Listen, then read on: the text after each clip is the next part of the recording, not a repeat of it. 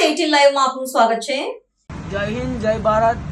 તમારો માસમેન તમારી સમક્ષ હાજર છે। સવારથી હું પ્રેસ મીડિયા અને પ્રિન્ટ મીડિયાના કામોમાં હું વ્યસ્ત હતો, પણ ક્યાંક ને ક્યાંક મેં મીડિયાના માધ્યમથી જોયું છે અને જાણ કરી છે કે કાલે અમારી બહુ જ સારી રેલી, અમે જન આક્રોશ રેલી યોજેલી। જન આક્રોશ રેલી એટલે એવું છે કે જનતાનો આક્રોશ છે એનો બનીને માસમેન એમની સમક્ષ ગયો હતો, એમના વિસ્તારમાં ગયો હતો અને એમને જાણ કરવા ગયો હતો બધાને કે ભાઈ આવા માણસોને ના લાવશો કે જે તમારું હિત ના ઈચ્છતા હોય, તમારા વિસ્તારનું હિત ના ઈચ્છતા હોય, એના માટે આવા માણસોને ના લાવશો। એમની પાસે આપણે હિસાબ માંગ્યો, એમને હિસાબ આપ્યો નહીં, પણ આ માસમેન ભાઈ બધા જ હિસાબ છે। એટલે આજે તો જનતા બી ક્યાંક ને ક્યાંક જાગૃત થઈ ગઈ છે।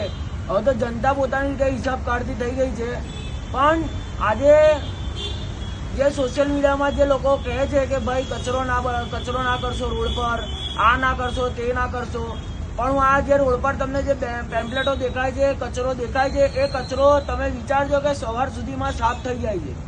તમારી જિંદગીમાં, તમારા વિસ્તારમાં જો તમે સવારે કચરાની કમ્પ્લેન કરજો તો સાફ થયો છે કોઈ દિવસ? તો એક વિચારવા જેવું છે કે જો ક્રાંતિકારીના પોસ્ટરો અને બેનરો અને લિફલેટો જો રોડ પર ભરવાથી તમારો રોડ સાફ થઈ જાય છે આ વિચારધારાથી, તો અમે હજુ બધું બહુ સાફ કરાવી શકીએ એમ છીએ।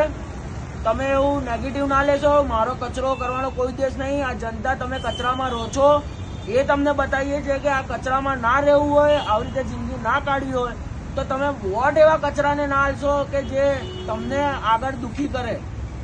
હવે રહી વાત મુદ્દાની, મામા હિસાબે ના આલ્યો, નવો હિસાબ લઈને આવ્યા છે આપણે કે જે મોટી મોટી વાતો કરે છે ને મામા, સભામાં જઈને ફાયર બ્રિગેડ બનાવે, આ બનાવે ને પેલું બનાવ્યું, પછી નાના નાના કામની ચેટો બતાવે મારી, બરાબર, પણ ખરેખર હકીકત હવે તમને જણાવીએ છીએ પ્રૂફ સાથે જ આપણે કામ કરીએ છીએ।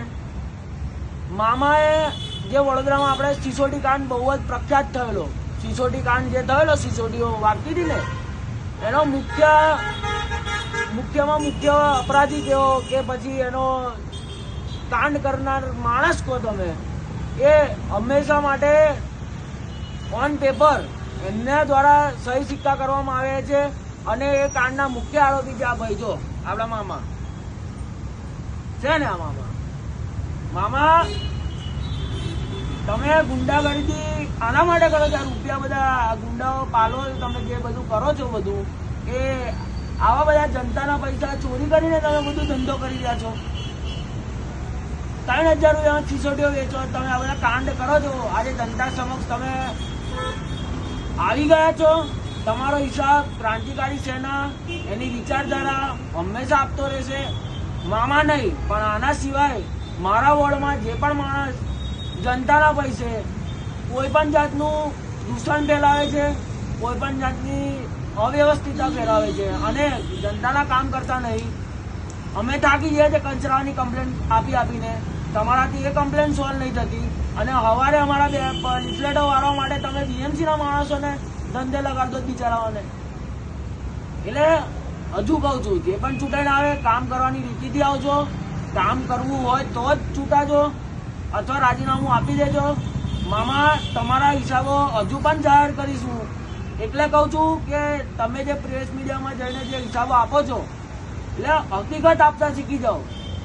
બાકી અમને તમારાથી કોઈ પ્રોબ્લેમ નહીં, તમે આમ નાગરિક હોય તો મારે તમારાથી કોઈ લેવા દેવાની, ઉમેદવારી નોંધાઈ છે એટલે આ જ રીતે હું તમને સવાલ કરતો કરીશ। મારી જનતા માટે મારે જે પણ યોગદાન આપવું પડશે એ હું કરીશ।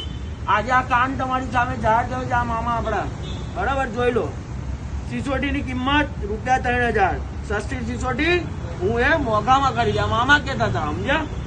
એટલે આવા લોકોને વોટ ના આલો, તમારી જિંદગી સિસોટીઓ જેવી થઈ જાય, કશું બોલી ના શકો, તમે કહી ના શકો, સમજો, વિચારો અને આગળ વધો, એ જ તમને પ્રાર્થના। મારો વિરોધ કોઈ મોદી સાહેબનો નથી, કોઈ પાર્ટીનો નથી, હજુ હું તમને કહું છું, મારો વિરોધ ખરાબ ઉમેદવારનો છે, રહેશે ને રહેશે।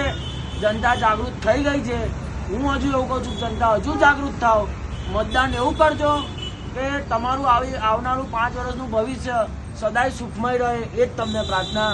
જય હિન્દ, જય ભારત।